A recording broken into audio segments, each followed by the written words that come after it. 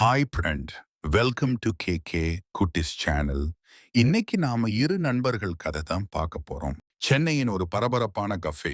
சூர்யாவும் அர்ஜுனும் லேப்டாப்பில் மூழ்கி இருந்தனர். சூர்யா ஒரு ஸ்டார்ட் அப் கனவில் இருப்பவன், அர்ஜுன் ஒரு ஃப்ரீலான்ஸ் டிசைனர். மச்சி, இந்த ப்ராஜெக்ட் மட்டும் சொதப்புச்சுனா என் கரியர் காலி. இன்வெஸ்டர் கிட்ட பிரசன்ட் பண்ண இன்னும் 2 மணி நேரம் தான் இருக்கு. ஆனா என் சிஸ்டம் ஹேங் ஆகிடுச்சு.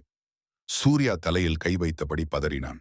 10 வருஷத்துக்கு முன்னாடி இருந்தா நண்பன் பதறும்பொழுது கவலைப்படாத மச்சி பார்த்துக்கலாம் ஒரு கட்டிப்பிடி வைத்தியம் ஹாக் கொடுத்திருப்பாங்க. ஆனா இப்போ அர்ஜுன் பதறவில்லை. தன் காஃபியை ஒரு சிப் குடித்துவிட்டு கூலாக சொன்னான், சீன் போடாதடா, உன் கிட்ஹப் லிங்க் அனுப்பு. நான் என் சிஸ்டம்ல இருந்து கோட் சரி பண்றேன். நீ அந்த பிட்ஸ்டெக் மட்டும் ரெடி பண்ணு. அடுத்த 1 மணி நேரம் பேச்சில்லை, கீபோர்டு சத்தம் மட்டும்தான். சூர்யாவின் பதற்றத்தை அர்ஜுன் வார்த்தைகளால் குறைக்கவில்லை, தன் உழைப்பால் குறைத்தான். அந்த ஸ்பெஷல் மொமெண்ட் பிரசன்டேஷன் முடிந்தது. முதலீட்டாளர்கள் சூர்யாவின் ஐடியாவை பாராட்டினார்கள். வெளியே வந்த சூர்யா அர்ஜுனை பார்த்து நெகிழ்ந்து போய் நின்றான். சூர்யா, தேங்க்ஸ் மச்சி, நீ மட்டும் இல்லனா. அர்ஜுன், டேய், எமோஷனல் ஆகாத. தேங்க்ஸ் எல்லாம் பழசு. இன்னைக்கு நைட்டு எனக்கு ஒரு பெரிய பீச்சா ட்ரீட் வச்சிரு, அதான் முக்கியம். இருவரும் சிரித்தனர். பழைய படங்களில் வருவது போல சத்தமாக நண்பண்டா என்று கத்தவில்லை.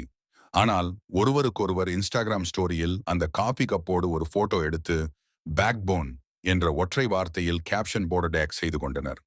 கதையின் சுருக்கம், இன்றைய தலைமுறைக்கு நட்பு என்பது வெறும் வார்த்தைகளில் இல்லை.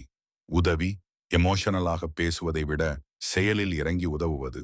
ஸ்பேஸ் ஸ்பேஸ் எப்போதும் ஒட்டியிருக்காமல் தேவைப்படும் போது தூணாக நிற்பது.